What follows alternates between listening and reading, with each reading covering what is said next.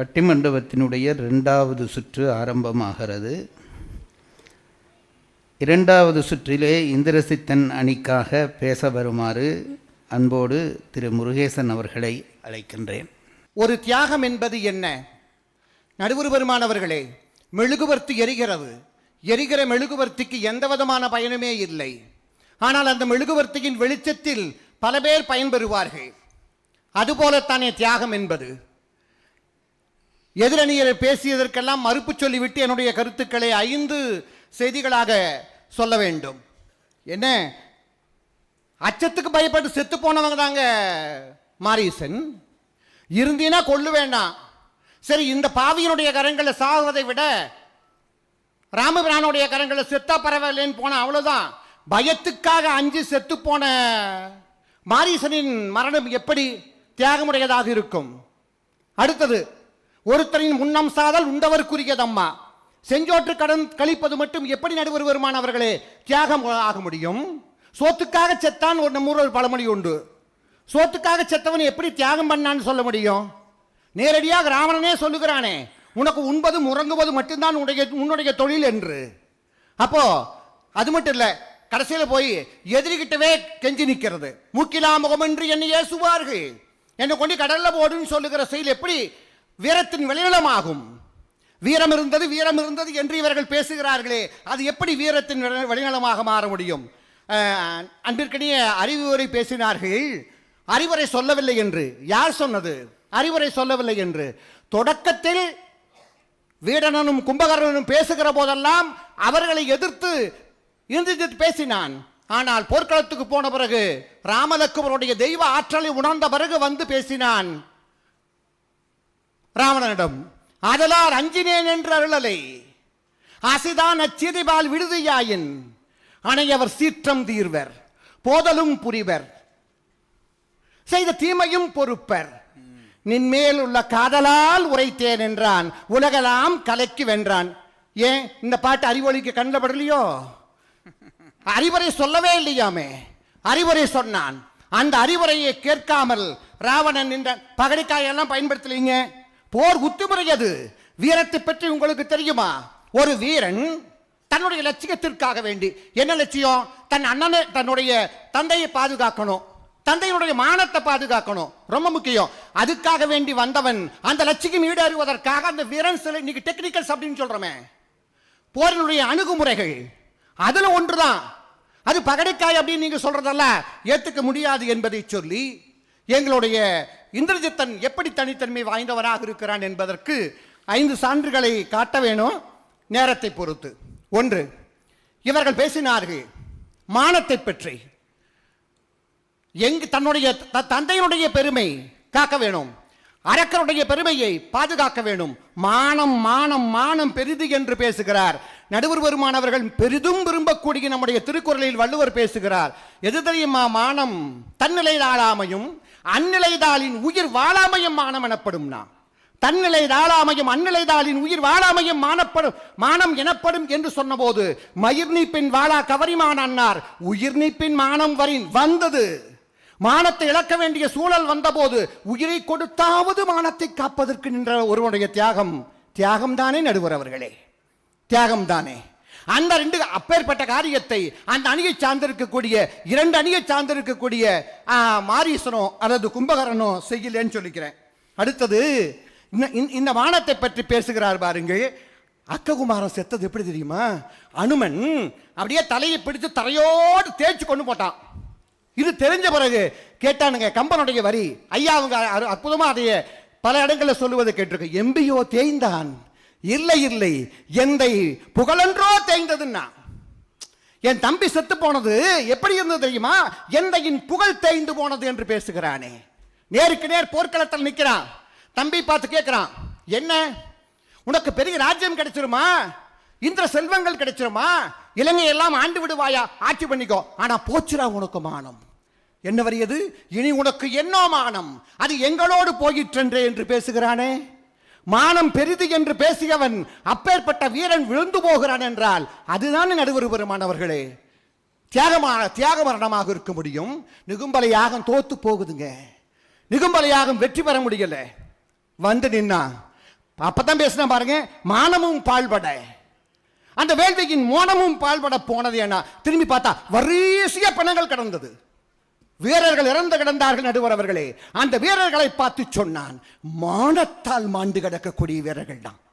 மானத்தால் மாண்டு கிடக்கக்கூடிய இந்த வீரர்களை பார்த்து நான் மானத்தால் புழுங்குகிறேன் என்று இந்திரஜித் பேசுகிறான் என்று சொன்னால், மானம்தான் பெரிது என்று கருதக்கூடியவனாக அவன் இருந்தான் என்பதை இந்த மன்றத்திற்கு நான் பதிவு செய்கிறேன்.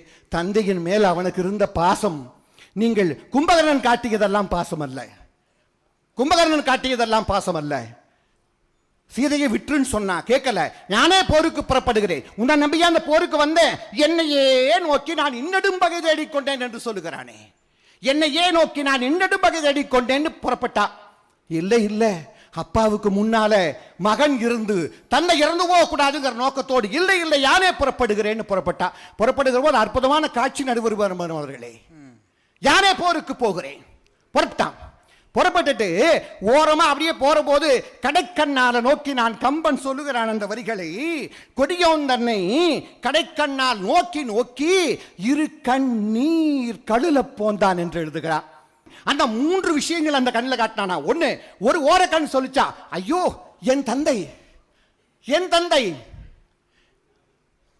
என் தந்தை மறுபடியும் நான் பாப்பனா என்று ஒரு கண் பார்த்துச்சா கடைக்கண்ணால. 2வது கண் பார்த்துச்சா, உரையாசிரியர்கள் எழுதுறாங்க என்னன்னு, ஐயோ இப்படிப்பட்ட தந்தையை நான் தான் போனா செத்து போயிடுவேன், மறுபடியும் பாப்பணும்னு சொல்லிச்சான். 2 கண்களும் சேர்ந்து சொன்னதாம், அப்பா இப்பவாவது கடைசி நிமிடமாவது அந்த சீதையை விட்டுன்னு சொல்ல மாட்டியா, இந்த போரை வாபஸ் வாங்கிக்கலான்னு சொல்ல மாட்டியா, அந்த போரை விட்டுவிட மாட்டேன்னு சொல்ல மாட்டியா என்பது போல அந்த பாசத்தில், சகோதர பாசத்தில் சொன்னாங்க. தம்பியை உண்ணும் போதும் அதிகாயன் செத்து போயிட்டான், கேட்கிற போதெல்லாம் தாரை நீர் கண்கள் வடிகிறது. யாருக்கு பாசம் இல்லை? அப்படிப்பட்ட பாசமுடைய இவன் இறந்து போகிறான். ஒரு செய்தியை சொல்லி நான் நிறைவு செய்கிறேன். இது 3வது செய்தி. தேவர்கள் எல்லாம் வந்து போர் பார்க்கிறாங்க. லக்குமன் மிகப்பெரிய வீரன், 2 பேத்துக்கு போர் நடக்குது. லக்குவன் இந்திரஜித்தை வென்று விடுவான், உடனே அவனுக்கு லக்குவன் மேல பூ தூவணும். இதுக்காக ஒரு தேவர் கூட்டம் வருகிறது. பெருமக்களே, வந்து பார்த்திருந்த தேவர் கூட்டம் என்ன தெரியுமா செஞ்சாங்க? கடைசியில் இந்திரஜித்துடைய வீரத்தை, இந்திரஜித்துடைய போர் ஆற்றலை பார்த்த உடனேயே தங்கள் கைகளில் இருந்த அந்த கற்பக மலர்களை அப்படியே சொருகிறார்கள் என்று கம்பன் எழுதுகிறான். அது மட்டும் இல்ல, டக்குன்னு புறப்படுறானா. புறப்படுகிற போது அவனுடைய நான் ஏற்றுகிற ஓசை கேட்ட உடனே தேவர்களுடைய மனைவிமார்கள் எல்லாம் தங்கள் தாலியை பிடித்துக் கொண்டார்களாம்.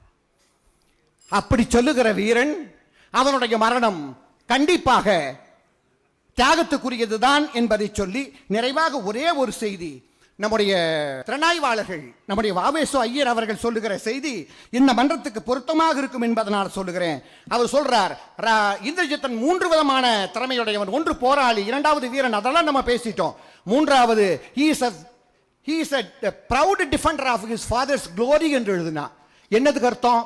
தந்தையினுடைய மானத்தை, தந்தையினுடைய புகழை, தந்தையினுடைய பேராண்மையை காப்பதற்காக ஒருவன் மறைந்து போகிறான் என்று சொன்னால் அவனுடைய மரணம்தான் தியாக மரணமாக இருக்கிறது.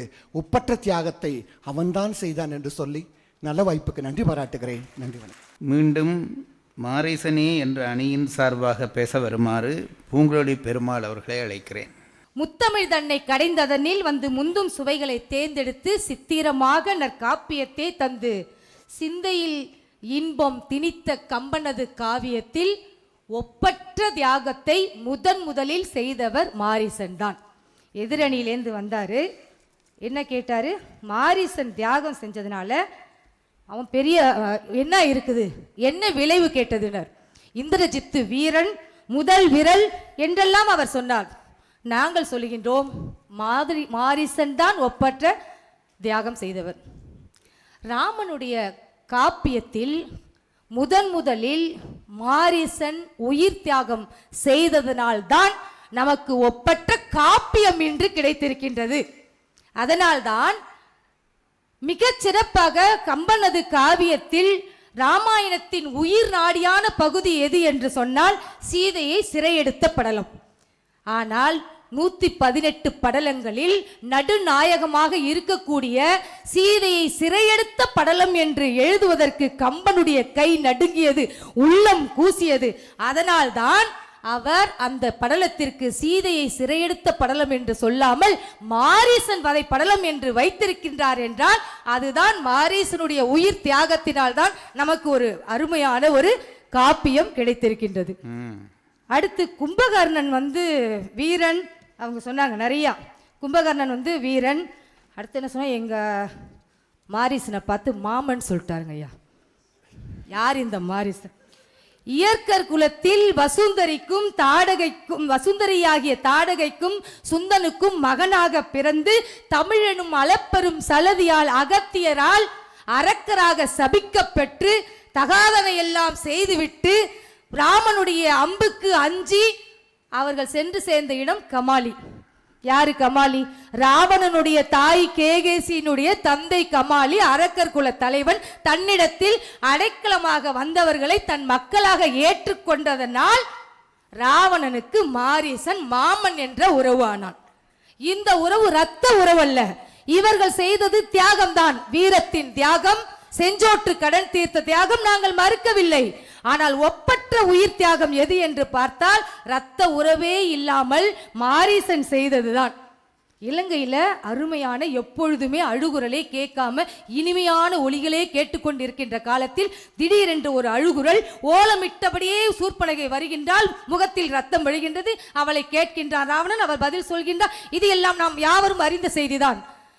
வஞ்சியன நஞ்சமென வஞ்சியன வஞ்சமகள் வந்தால் ராவணனின் நெஞ்சமதில் காமம் எனும் நஞ்சை விதைத்து விட்டாள். அந்த நஞ்சை விதைத்ததனால் அந்த காமம் எப்படிப்பட்டது என்றால், நீருக்குள்ள போய் மூழ்கினா கூட சுடும், குன்றேறி போய் ஒளிந்து கொண்டாலும் சுடும்.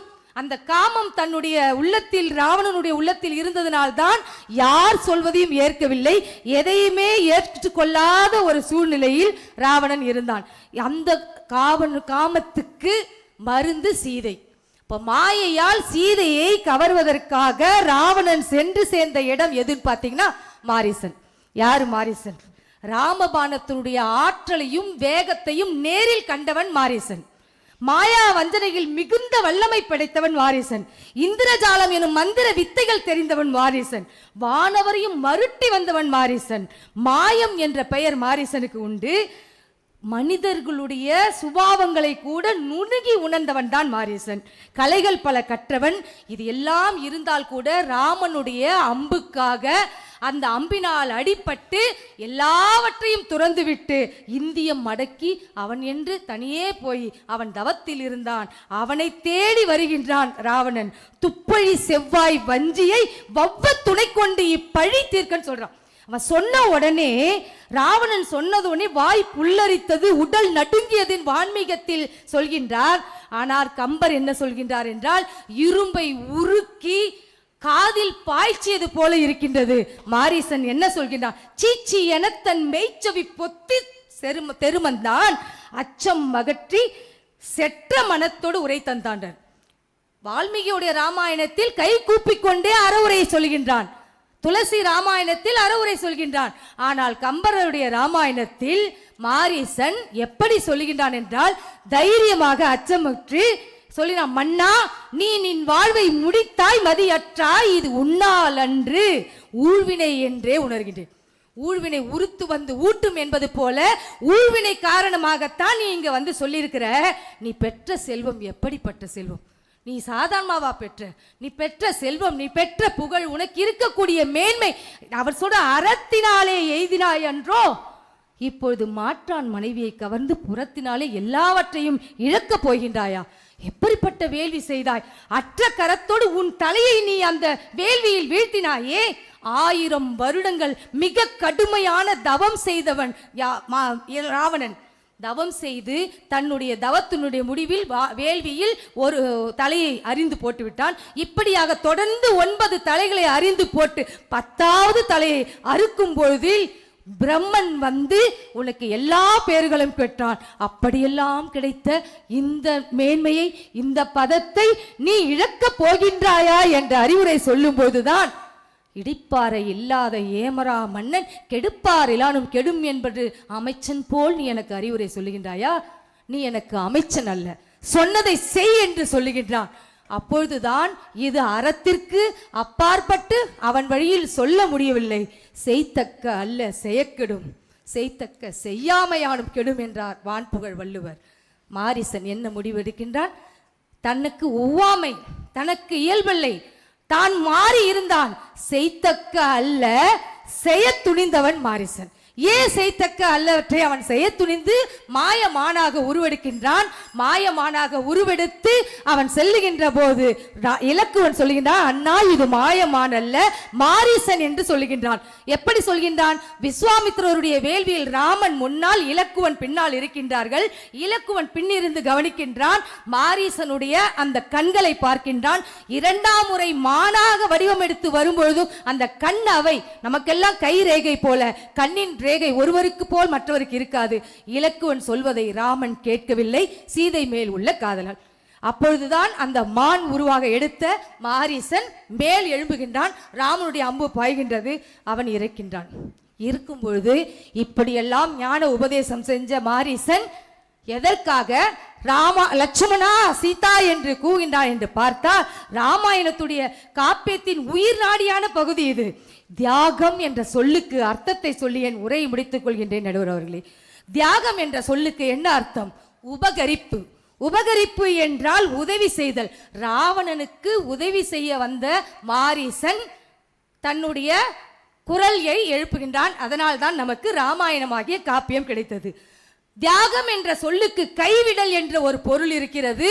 தன்னுடைய ஞான உபதேசத்தை கைவிட்டவன் மாரீசன். தியாகம் என்ற சொல்லுக்கு கொடை என்ற ஒரு பொருள் இருக்கின்றது. தன்னுடைய அறவுரையை ஏற்காத ராவணனுக்காக தன்னுடைய உயிரையே கொடையாக தந்தவன் இரத்த உறவே அல்லாத மாரீசன். தியாகம் என்ற சொல்லுக்கு துரத்தல் என்ற ஒரு பொருளும் உண்டு. தன் வாழ்வையே துறந்தவன் மாரீசன்.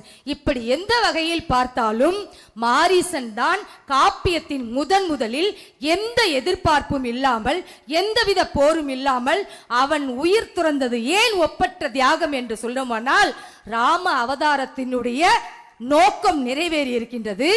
அது மட்டுமல்லாமல் நமக்கு அற்புதமான ஒரு காப்பியம் கிடைத்திருக்கின்றது என்றெல்லாம் பார்க்கும் பொழுது, காலமெனும் ஆழியினும் காற்று மழை ஊழியினும் சாகாத கம்பனவன் பாட்டில் இன்னொரு கம்பனும் வருவானோ, இப்பரியும் கவி தருவானோ எனும் ஏற்பதற்கேற்க ஒப்பற்ற தியாகம் செய்தவர் மாரீசனே என்று சொல்லி நல்லதொரு வாய்ப்புக்கு நன்றி பாராட்டி விடைபெறுகிறேன். நன்றி, வணக்கம். இரண்டாவது சுற்றின் நிறைவு பேச்சாளராக வைஜந்தி ராஜன் அம்மா அவர்களை பேச அழைக்கிறேன். தூங்குகிறவர்கள்லாம் தூங்கிக் கொண்டே இருப்பவர். இந்த விழிப்புணர்வை ஊட்டியவனே ராவணனுக்கு இந்த சமுதாயத்துக்கும் கும்பகர்ணன் தான். எப்படி 6 மாசம் தூங்கிட்டு 6 மாசம் சாப்பிட்டுட்டு தூங்குறாங்களா? எல்லாரும் பார்த்து பயந்துருக்காங்க.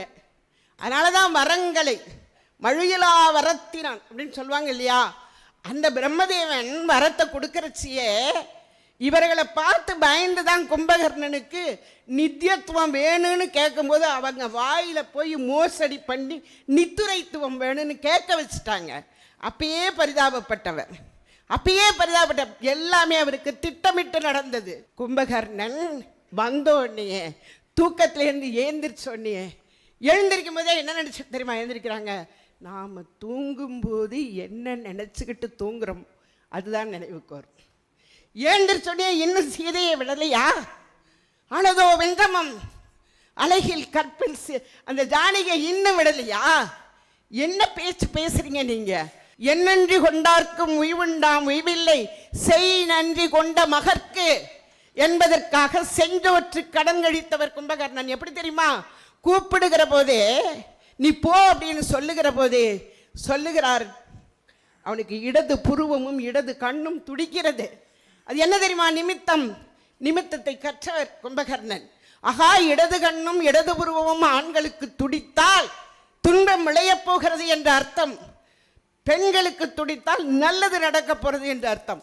ஆனால் இந்த நிமித்தம் நமக்கு காட்டுகிறது, அண்ணாவும் நீ போய் உன் உயிரை கொடுத்தாவது உதவி செய் என்று சொல்வதைப் போல சொல்லுகிறாரே என்று நினைக்கிறாரே, அதுதான் தியாகம். நீர்க்கோள வாழ்வை நச்சி நெடிது நாள் வளர்த்து பின்னை போர்க்கோலம் செய்துட்டார்க்கு உயிர் கொடாதங்கு போகேன். நீர்க்கோள வாழ்வு மாதிரி இது. ஆனால் என்னை வளர்த்து நீங்கள் சொன்ன அந்த சோர்தையா செஞ்சோற்று கடன் மகாபாரதத்தில் கர்ணன் வந்த மாதிரி போட்டு கொடுத்தவங்களுக்கு போய் நான் என் உயிரை கொடுக்கலன்னா வேற என்ன இருக்குன்னு நினைக்கிறாரு. எதிரணிக்கு போனேன். இங்கே எதிரணி தான். ராமன் தர்மவானா இருக்கலாம், நீதிவானா இருக்கலாம், அரவானாக இருக்கலாம். ஆனால் இவரை பொறுத்தவர்களுக்கும் எதிரணி தானே.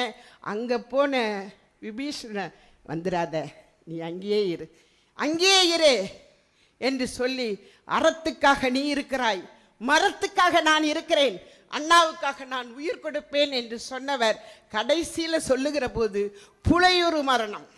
இதுதான் எனக்கு புகழை தேக்கும் என்று. இது யாருடைய கூற்று தெரியுமா? கும்பகர்ணனுடைய கூற்றல்ல, கவி கூற்று. அங்கே வந்து கம்பன் பேசுகிறார். புலையுறு மரணம் எனக்கு, அதுதான் எனக்கு புகழை தேக்கி வைக்கும் என்று பேசுகிறார் என்று சொன்னால், அண்ணனுக்காக, தம்பிக்காக, சாதிக்காக, நீதிக்காக, மரத்துக்காக, பாசத்திற்காக தியாகம் செய்தவர்கள் என்று பார்க்கிற போது கும்பகர்ணன் தான் அந்த வரிசையிலே வருகிறார் என்பதனால், அதனால்தான் கம்பர் முடிக்கிற போது கடைசியாக கும்பகர்ணனார் என்று கவிக்கூற்றாக சொல்வார் என்பதனால், இங்கு இருக்கிறவர்கள் அத்தனை பேரும் அமைதியாக இருந்தாலும் கும்பகர்ணன் தான் என்கிற முடிவோடு இருக்கிறார்கள் நடுவர் அவர்களே. ஆகையினாலே இந்த மன்றத்தை நாம் ஏமாற்ற முடியாது. புதுச்சேரி எப்பொழுதும் விவரமானவர்கள் நாங்கள், விவகாரமானவர்கள் நாங்கள் என்பதனால் நல்ல தீர்ப்பை நீங்கள் இந்த மன்றத்திற்கு வழங்க வேண்டும் என்று கேட்டுக்கொண்டு விடைபெறுகிறேன். நன்றி, வணக்கம். மூன்றாவது சுற்று ஆரம்பமாகிறது. முதலாவதாக இந்திரசித்தனே ஒப்பற்ற தியாகம் செய்தவன் என்ற அணியின் சார்பாக பேச வருமாறு இலங்கை வாசுதேவா அவர்களை அழைக்கின்றேன். ஒப்பற்ற தியாகம் செய்தவர் யார் என்பது கேள்வி. சகோதரி புதுக்கோட்டை பாரதி அவர்களோ, சரவணன் அவர்களோ, அக்கா பூங்குழலி அவர்களோ இந்த பட்டிமண்டபத்தில் வெற்றி பெறுகிற கொடுப்பனவோடு இங்கே இல்லை. என்ன செய்வது? எல்லா சந்தர்ப்பங்களிலும் வெற்றி பெறுகிற இந்த அணிக்கு பேசுகிற வாய்ப்பு கிட்டாது.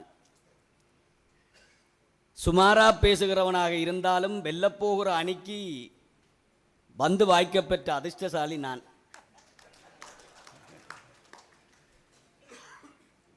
சகோதரர் அறிவொளி அவர்கள் இந்திரஜித்தன் என்ன செய்தான் என்று கேட்டார். பாரதி அவர்கள் ஒரு காப்பியை தியாகம் செய்துவிட்டு வாழ்நாள் தியாகம் செய்தவன் இந்திரஜித்தன் என்று எனக்கு வேடிக்கையாக இருக்கிறது. நினைத்து பார்த்தால் சந்தேகத்துக்கே இடமில்லாமல் நோக்கர்களால் நீக்கப்பட வேண்டிய முதல் அணி நீங்கள்தான். யாரு? மாரீசன். அவர் என்ன பண்ணார் என்று எனக்கெண்டா ஒன்றுமா விளங்கி இல்லை. செய்தது அநியாயம். அதைத்தன்னும் மனம் வந்து விருப்பத்தோடு செய்தாராண்டா இல்லை. என்னட்ட உதவேண்டி சாக போறியா, இல்லையண்டா இந்த பணியை ஏற்றுக்கொண்டு போக போறியா? ஒரு விஷயத்தில் நான் எங்கள் அறிவொளி அண்ணனோட உடன்படுறேன். மாமாப்பணி செய்தவர், அதை நானும் வழிமொழிகிறேன். அந்த கைங்கரியத்தை செய்தவருக்கு தியாகி பட்டம் எல்லாம் கொடுக்க முடியாதுங்க. நீங்கள் வேணுமெண்டா ஆசைப்பட்டு கொள்ளலாம், அது உங்களுக்கு உரிமை உண்டு. எது தியாகம் என்றால் பயன் கருதாத அர்ப்பணிப்பு, அது தியாகம். ரெண்டு தர்க்கம், ரெண்டு அடிப்படை அளவுகோலை வைத்துக்கொண்டு இந்த ரெண்டு அணியினரையும் தியாகம் செய்தவர்கள் அல்ல என்று நீக்கிவிடலாம். ஒன்று சொல்லுகிறேன், பயன் கருதாத தியாகத்தை செய்திருக்க வேண்டும். மாரீசனுக்கு ராவணனுடைய இந்த உயிர் அச்சுறுத்தலின் போது ஒரு பயன் நோக்கிய எண்ணம் தலை தூக்குகிறது. என்ன எண்ணம் என்று கேட்டீர்கள் என்றால், இந்த ராவணன் என்கின்ற கொடிய அரக்கனுடைய கையினாலே இறப்பதை விட ராமபிரானுடைய கையினாலே மரணித்தால் எனக்கு பேறு கிட்டும். இது பயன்தானே, பயன் கருதிய நோக்கம்தானே. பயன் கருதிய நோக்கத்திலே எங்கே இருக்கிறது தியாகம்? அது ஒரு நல்ல முத்தி கிடைக்க வேண்டும், ஒரு ராமனுடைய கையினாலே மரணிக்க வேண்டும் என்கின்ற பயன் கருதிய முயற்சி. அதுபோக அச்சுறுத்தலினாலே நான் சொல்லுகிறேன், இந்த பட்டிமண்டப தலைப்பை இப்படி மாற்றினால் உங்களுக்கு தான் வெற்றி. யாரு? மாரிசன் அணிக்குத்தான் வெற்றி. எப்படி? நிற்பந்த மரணத்தை சந்தித்த பெருமைக்குரியவர் யார்? உங்களுக்கு தான். நிற்பந்த மரணம் அதான் ஐயா நடந்துச்சு. அதற்கெல்லாம் உங்களுக்கு அனுமதி கிடையாது. இல்லையா, ஒரு பேச்சுக்கு சொன்னேன். அதே போல கும்பகர்ணனும் அதே நிற்பந்த மரணத்துக்கு ஆளானவன் தான். நினைச்சு பாருங்கள், போருக்கு அவனாக விரும்பி போகவில்லை. ராவணன் இழித்துரைத்து இழித்துரைத்து கேவலப்படுத்திய பிறகு ஒரு ரோஷ தூண்டலுக்கு ஆளாகி போனான். இதான் உண்மை.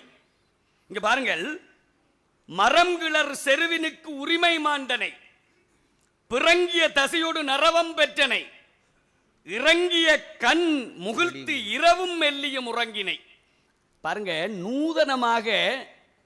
நூதனமாக கும்பகர்ணனை கேவலப்படுத்துகிறான் ராவணன். எப்படி? இறங்கிய விழியா. இந்த பாருங்க, இந்த இமை இருக்குல்லவா, இமை கும்பகர்ணனுக்கு ஒருபோதும் மேலே போனது இல்லையா, இறங்கியபடியே இருக்கும். எந்நேரமும் தூங்கிக் கொண்டே. அவனுடைய சாபத்தை நன்கு உணர்ந்து கொண்டவன் கேவலப்படுத்துறாயா. தசைய வளர்த்தாய், என்ற கையால சாப்பிட்டாய்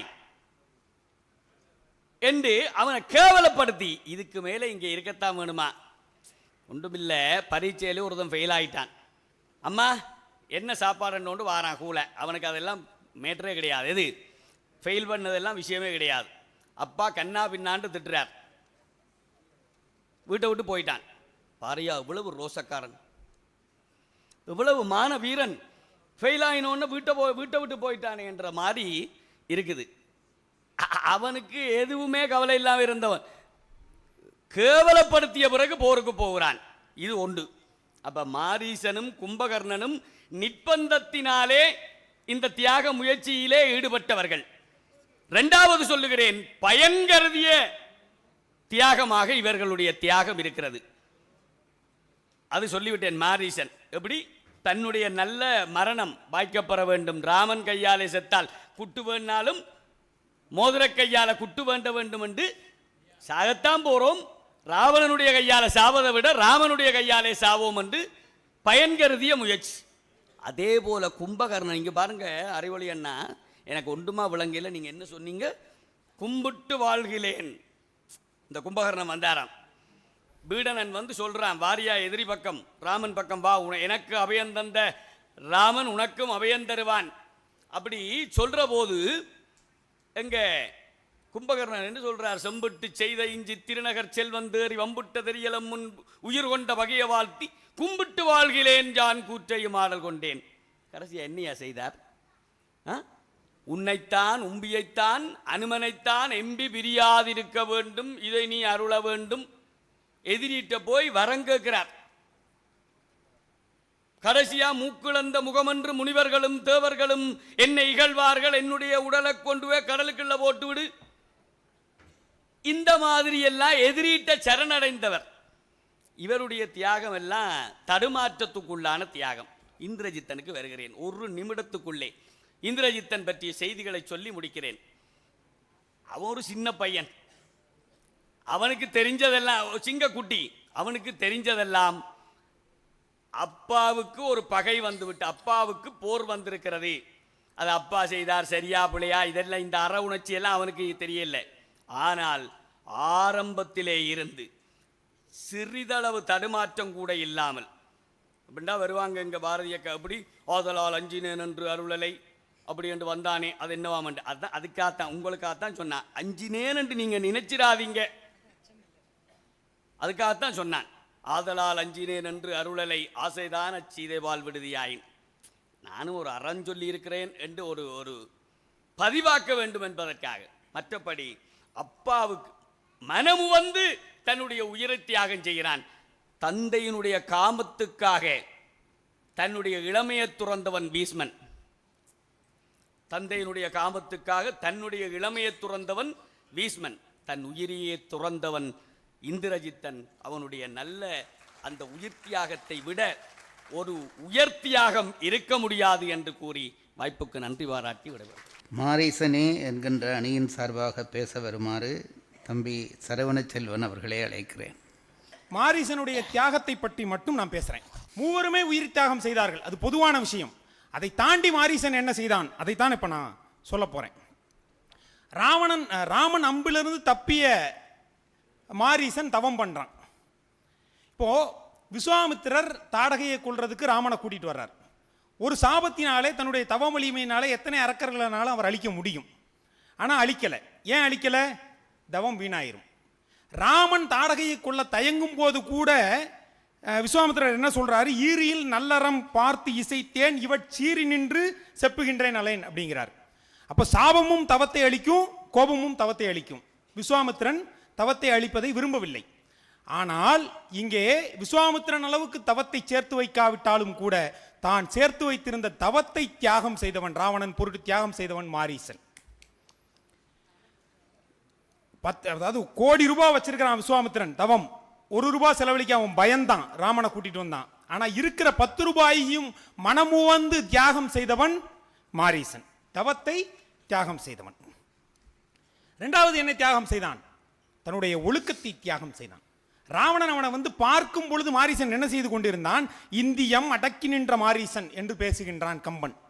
தன்னுடைய புலன்களை அடக்கி ஒழுக்க வழியில் ராஜச குணத்தை துறந்து சத்துவ குணத்தில் போய்க் கொண்டிருந்த மாரீசன் அந்த சத்துவ குணத்தை துறந்து திரும்ப ராஜச குணத்திற்கு வருகின்றான். ஏன், எப்படி ஒழுக்கத்தை துறந்தான் அப்படின்னு நீங்க கேட்கலாம். முதல்ல அவன்கிட்ட அச்சம் இல்லை. ராவணன்ட்ட பேசும்போது அவன் அச்சம் இல்லாமல் தான் பேசுகின்றான். உன்னை முனிவுற்று உன் குலத்தை முனிவுற்றாய், என்னை முனிவுற்றில்லை அப்படின்னு பேசுறான் அவன்கிட்ட, ராவணன்ட்ட. ராவணன் கோபத்திற்கு அஞ்சவில்லை, அவனுடைய சாவுக்கும் அவன் அஞ்சவில்லை. உண்மையின் உறுதி நோக்கி உண்மையின் உரைத்தினேன் மற்ற என்வையின் இறுதி நோக்கி அச்சத்தால் இசைத்தேன் அல்லேன் அப்படின்னு சொல்றான். தன்னுடைய மரணத்திற்காகவும் அவன் அஞ்சவில்லை. அச்சமில்லாதவனாக இருந்த மாரீசனுக்கு அச்சம் வருகிறது. என்ன ஆகுது? திரும்ப அவன் போர்க்களத்துக்கு பொன்மானாக மாறி போர்க்களத்திற்கு போகும் பொழுது ராமனுடைய அம்புக்கு அஞ்சினவனாக அவன் போகின்றான். எங்கள் அணில அந்த பாட்டை கூட சொன்னாங்க, வெஞ்சுற்றம் நினைந்து உகும் வீரரை வேறு அஞ்சுற்று மயக்குறும்னு. அப்போ அவன் தவத்தினாலே சேர்த்து வைத்த ஒழுக்கத்தினாலே அச்சமில்லாமல் இருந்தான். இப்பொழுது தவத்தை இழந்து ஒழுக்கத்தை இழந்ததனால் அவனுக்கு அச்சமும் வருகின்றது. தருக்கினார் கெடுவர் என்றால் தத்துவ நிலையிற்றன்றோ அப்படின்னு பேசுறான். செருக்குனர் தீர்த்தும் என்பார் தம்மில் ஆர் செருக்கர். இப்போ இந்த செருக்கு பிடித்த ராவணனை திருத்துவோம்னு நம்ம நினைச்சோம்னா அந்த செருக்கனை விட கேடுகட்டவனாக நம்ம தானே இருப்போம் அப்படிங்கிற அந்த தத்துவ நிலையை அறிந்தவனாக சமநிலை உடையவனாக இருந்தவன் ராவணன் சேர்க்கையினால் தன்னுடைய சமநிலையை இழந்தான், சமநிலையை தியாகம் செய்தான். அப்போ தவத்தை தியாகம் செய்திருக்கின்றான், தவத்தினாலே விளைந்த ஒழுக்கத்தை தியாகம் செய்கின்றான். அந்த ஒழுக்கத்தை தியாகம் செய்ததனால் ராவணனுடைய சவகாசத்தினால் அவனை மாயை பற்றுகின்றது, ராஜச குணத்திற்கு திரும்புகின்றான், அச்சம் வருகின்றது. இதோடு சேர்ந்து ஒருவன் உயிரை தியாகம் செய்கின்றான் என்றால் அது எப்பேற்பட்ட தியாகமாக இருக்க முடியும்? ஒழுக்கம். இப்போ மற்ற விஷயத்தை விடுங்க சார், உயிரை தியாகம் பண்ணதை விடுங்க, தவத்தை தியாகம் பண்ணதை விடுங்க, ஒழுக்கம் உயிரினும் ஓம்பப்படும் அல்லவா? அப்போ உயிரை விட பெரிய ஒழுக்கத்தை தியாகம் செய்திருக்கின்றான். சரி, உயிரை விட பெரிய ஒழுக்கம் அப்படின்னு சொல்லிட்டா மட்டும் போதுமா? வள்ளுவன் இன்னொன்றையும் சொல்கின்றான். ஒழுக்கம் குன்ற பிறப்பு கெடும் என்று வள்ளுவன் சொல்லுகின்றான். தன்னுடைய பிறவியை அவன் தியாகம் செய்கின்றான். பிறப்பே பயனற்றதாக போகின்றது மாரீசனுக்கு. இதைவிட பெரிய தியாகம் இருக்க முடியுமா? பிறப்பு பயனற்றது அப்படின்னா என்ன? இந்த பிறவியில நம்ம செய்கிற அந்த ஆன்ம லாபம், நாம் பெறுகின்ற ஆன்ம லாபம், நாம் செய்கின்ற செயலினாலே பெறுகின்ற ஆன்ம லாபத்தையும் இழக்கின்றான். தவம், ஒழுக்கம், இந்த வரிசையிலே அவன் இந்த பிறப்பிலே செய்த ஆன்ம லாபத்தையும் இழக்கின்றான். அதையும் ராவணனுக்காக தியாகம் செய்கின்றான். அப்படி பயந்துக்கிட்டே போய் உயிரை விடுறான் மாரீசன். இதுல இன்னொரு விஷயம், இவங்க கும்பகர்ணனையும் இந்திரஜித்தையும் பேசினாங்க. அவங்க 2 பேரும் தளபதிகள், போர் வீரர்கள். 3 பேரும் சாக போறோம்னு தெரிஞ்சு உயிரை விட்டவன்.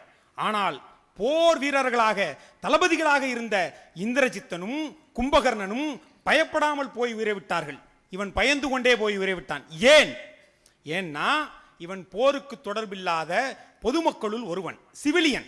பரிதாபமான மரணத்தை பெற்றானே, அந்த மாரீசன் ஒப்பற்ற தியாகி என்று சொல்ல முடியாதா?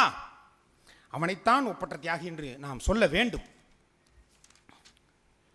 அதே போல இந்த காப்பியத்திலே இன்னொரு பார்வை என்ன அப்படின்னா, இந்த ராம பாணம் எளிதில் யாரையும் கொல்லும். தாடகையை ஒற்றை அம்பால் கொன்றான் ராமன். ஒரே அம்பு தான் தாடகையை கொன்றான். வாலி மிகப்பெரிய பலவான். இன்னும் ஒரே நிமிடத்தில் நான் முடித்து விடுவேன். வாலி மிகப்பெரிய பலவான்.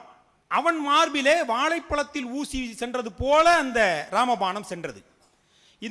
ஆனால் நின்றது, வாலி மார்பில் நின்றது. அதற்கு ஒரு நோக்கம் இருந்துச்சு. அங்க நின்னதுக்கு ஒரு நோக்கம் இருந்தது போல இப்ப இந்த மாரீசனை கொல்லாமல் தப்ப விட்டதுக்கும் ராமபாணத்துக்கு ஒரு நோக்கம் இருந்திருக்குமோ என்று யோசிப்பதற்கும் இந்த காப்பியத்தில் ஒரு இடம் இருப்பதாக நான் நினைக்கின்றேன். ஏன்னா இப்போ அரக்கர்களை கொல்ல ஆரம்பிக்கிறது தாடகை வதையிலிருந்து தான் ராமன் ஆரம்பிக்கிறான். அரக்கர்களுக்கு எதிரான போரை ராமன் ஆரம்பிக்கின்றான். இந்த ராமாவதார நோக்கம், காப்பிய நோக்கம் என்பது ராவண வதம். அரக்கர்களின் தலைவனான ராவணனை கொல்ல வேண்டியது. அப்போ அரக்கர் கூட்டத்தை அழித்தால் ராவணன் போர்க்களத்துக்கு வர வேண்டும். அதுதான் சரியானது. தெரிந்தோ தெரியாமலோ ராமனுடைய பிளான் பிக்கு உதவி செய்தவனாக மாரீசன் இருந்ததனாலே ராவணனுக்காக உயிர் தியாகம் செய்யாமல் ராமனுக்காக இவன் உயிர் தியாகம் செய்தான் என்று நினைப்பதற்கும் காப்பியம் இடம் கொடுப்பதால் ஒப்பற்ற தியாகி மற்ற இருவரை காட்டிலும் மாரீசனே என்று சொல்லி என்னுடைய உரையை நிறைவு செய்கின்றேன். நன்றி. பட்டிமண்டபத்தின் நிறைவு பேச்சாளராக இப்பொழுது திரு யோகேஷ்குமார் அவர்கள் கும்பகர்ணன் அணிக்காக பேசுவார். சிலர் வாழ்க்கைக்காக பணத்தை தியாகம் செய்வார்கள், சிலர் பணத்துக்காக வாழ்க்கையை தியாகம் செய்வார்கள், சிலர் காதலுக்காக பெற்றோர்களை தியாகம் செய்வார்கள், சிலர் பெற்றோர்களுக்காக காதலை தியாகம் செய்வார்கள், சிலர் திருமணத்திற்காக மகிழ்ச்சியை தியாகம் செய்வார்கள். வளமையா பாதிக்கப்பட்டிருக்கீங்க போல. ரொம்ப பேர் உங்க கருத்துக்கு ஆதரவா இருக்கிறாங்க. சிலர் மகிழ்ச்சிக்காக திருமணத்தையே தியாகம் செய்து விடுவார்கள். அதை நீங்க என்ன பார்த்து சொல்லப்படாது. பெருமக்களே, வாழ்க்கை என்பதே தியாகம் என்ற அச்சாணியில் தான் சுழன்று கொண்டிருக்கிறது. அந்த தியாகத்திலே ஒப்பற்ற தியாகம் செய்த கும்பகர்ணனை பற்றி பேச வந்திருக்கிறேன். அவைக்கு என்னுடைய வணக்கம். எதிரணியிலிருந்து பேசினார்கள். மறுப்பு சொல்வதற்கு நிறைய எழுதி வைத்தேன். மாரீசனை பற்றி பேசினார்கள். மாரீசனுடைய கதை ரொம்ப சாதாரணமான கதை. ராவணன் சொன்னான், நான் சீதையை சிறை எடுக்கணும் அப்படின்னு அவன் சொன்னான். மாரீசன் மறுத்து சொன்னா, நான் போனா அவன் என்னை கொன்றுவான் அப்படின்னா. அதுக்கு ராவணன் சொன்னா, நின்னா நான் உன்னை கொன்றுவேன் அப்படின்னா. இவன் கையில சாகிறதுக்கு அவன் கையில சாகலாமேன்னு சொல்லிட்டு போனவன் தான் மாரீசனை தவிர அவன் வாழ்க்கையில் தியாகம் செய்ததாக நாம் பார்க்க முடியாது. அது தியாகமே இல்லை. நீங்க அப்படியே இந்திரஜித்தன் பக்கம் வாங்கல. இந்திரஜித்தன் நான் ஒன்று சொல்றேன், ஒப்பற்ற தியாகம் செய்தவர்கள் யாராவது தெரியுமா? அந்த 6 பேர் தான். மனசாட்சியை தியாகம் செய்து விட்டு பேசிக் கொண்டிருக்கிறார்கள். வீரம் வீரம் வீரம் மானம் என்று பேசிவிட்டு அதனால் தான் அது ஒப்பற்ற தியாகம் என்று பேசக்கூடிய அளவிற்கு மனசாட்சியை தியாகம் செய்துவிட்டு பேசுகிறீர்களே பெருமக்களே. இந்திரஜித்தன் வீரன், நாங்கள் அதில் குறையே சொல்லவில்லை. அவன் வீரன், சுத்த வீரன், அவன் குறையே சொல்ல முடியாது. ஆனால் அவன் செய்த தியாகம் என்ன? நீங்கள் சொல்கிறீர்களே, ஆதலால் அஞ்சினேன் என்ற அருளலை சீதை. அது எப்ப சொன்னா சார்? மந்திர ஆலோசனை நடக்கும்போது சொன்னானா? போர்க்களத்துக்கு ஆலோசனை நடக்கும்போது சொன்னானா? சீதையை தூக்கிட்டு வந்தப்ப சொன்னானா?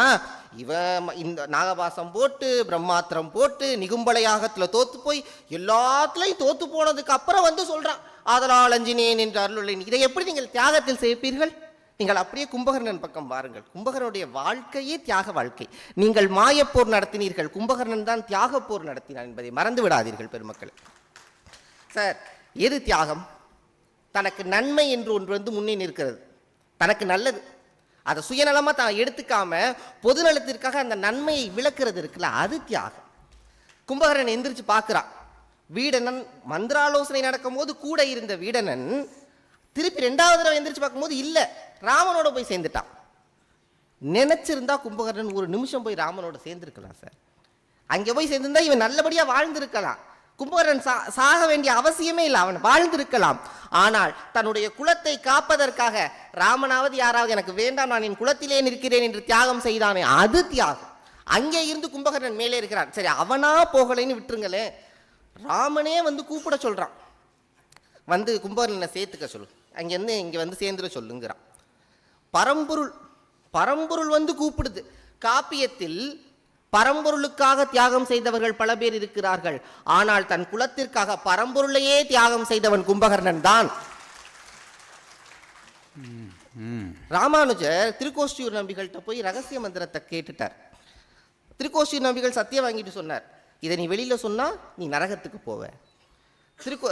ராமானுஜர் கேட்டுட்டு என்ன தெரியுமா பண்ணார்? நேர திருக்கோஷ்டியூர் கோயிலுடைய விமானத்தினுடைய உச்சிக்கு சென்றார். எல்லாரும் வாங்கன்னு ஊரையே கூப்பிட்டார். இதுதாண்டா ரகசிய மந்திரம்னு சொன்னார். சொல்லிட்டு நேர திருக்கோஷ்டியூர் நம்பிகள்ல போய் காலில் விழுந்தார். விழுந்து கும்பிட்டு என்ன தெரியுமா சொன்னார்? ஐயா, நீங்க சொன்னதை ஊருக்கே சொல்லிட்டேன் அப்படின்னா. பாவி, நீ நரகத்துக்கு போவா என்றார்.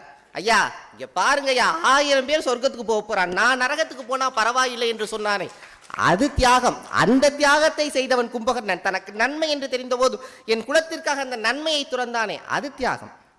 சரி, இது தியாகம்னா தன்னை பிடித்தவர்களுக்காக செய்யறதுக்குல, தன்னை இகழ்ந்தவர்களுக்காக நின்றவன் கும்பகர்ணன் என்பதை மறந்துவிட முடியுமா?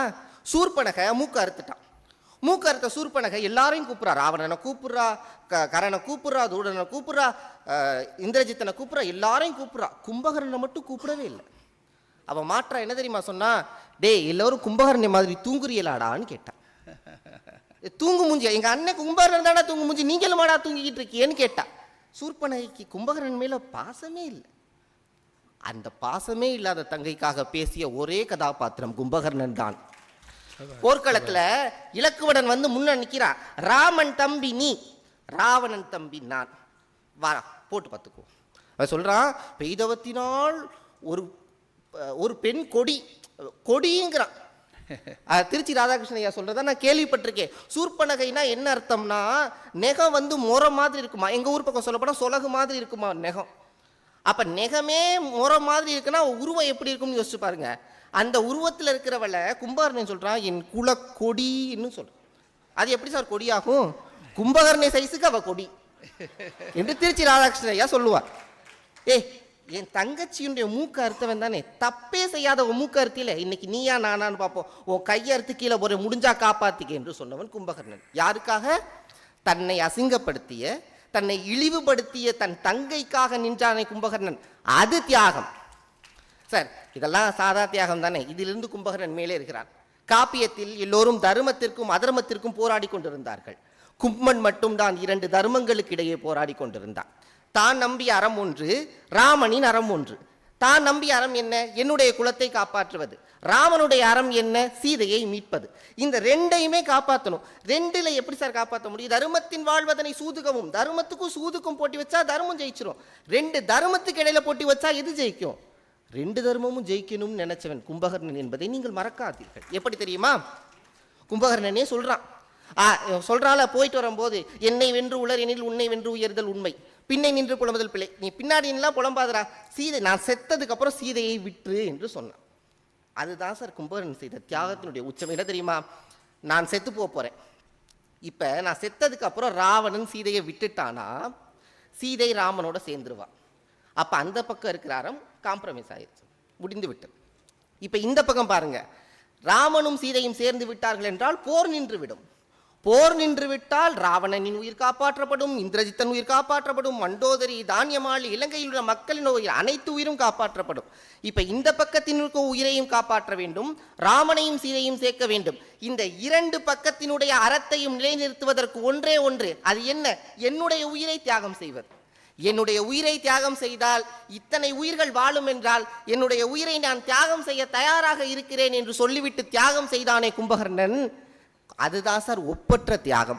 தனக்காக செய்யாமல் எதிரியின் அறத்தையும் காப்பாற்ற வேண்டும் என்பதற்காக தியாகம் செய்தானே, அதுதான் ஒப்பற்ற தியாகம் என்று நான் சொல்வேன். பெருமக்களே, நான் இப்படி சொல்லி முடிக்கிறேன். பாரதி மகாத்மாவை பற்றி பேசுவான் தெரியுமா? வாழிய நீ எம்மான், இந்த வையத்து நாட்டிலெல்லாம் தாழ்வுற்று வறுமை மிஞ்சி விடுதலை தவறி கெட்டு பாழ்பட்டு நின்றதாமோர் இலங்கை தேசம் தன்னை வாழ்விக்க வந்த கும்பகர்ணன் மகாத்மா என்று நான் சொல்லுகிறேன். நோக்கர் பெருமக்களே, உங்களிடம் ஒரே ஒரு வேண்டுகோள். எப்படியும் யாரும் கும்பகர்ணனுக்கு ஓட்டு போட மாட்டீர்கள் என்று தெரியும். யாராவது 1-2 பேர் அப்படி நினைத்திருந்தீர்கள் என்றால் கூட அந்த 1-2 ஓட்டுகளை போட்டு அதை வீணாக்காமல் பெருவாரியான ஓட்டுகளை அவர்களுக்கு போட்டு நீக்கி விடுங்கள் என்று கூறி நல்ல வாய்ப்புக்கு நன்றி கூறி விடைகொள்கிறேன். நன்றி, வணக்கம். இந்த பட்டிமன்ற நிகழ்ச்சியில் இப்போது தேர்தல் நேரம். மேடை அருகினிலே குடவளை வைக்கப்பட்டுள்ளது. எந்த அணி சரியாக வாதிடவில்லை, எந்த அணியை போட்டியிலிருந்து நீக்க வேண்டும் என்பதை நீங்கள் வாக்குச்சீட்டில் எழுத வேண்டும்.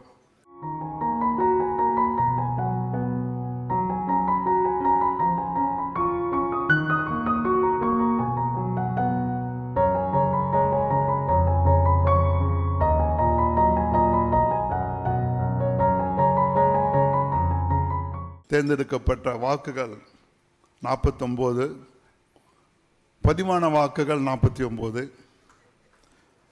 அந்த பதிவான வாக்கில் 49 பேரில் ஒருத்தவங்க செல்லாத ஓட்டு போட்டிருக்காங்க.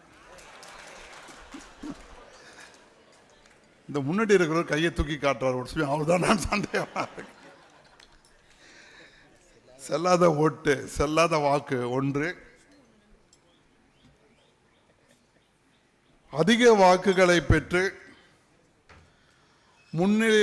முன்னிலையில் இருக்கின்ற அணி இந்த மேடையிலிருந்து நீக்கப்பட வேண்டும். இந்த அணி நீக்கப்பட வேண்டிய அணியாக தான் நோக்கர்களால் தேர்ந்தெடுக்கப்பட்டிருக்கின்றது. கும்பகர்ணனை நீக்க வேண்டும் என்று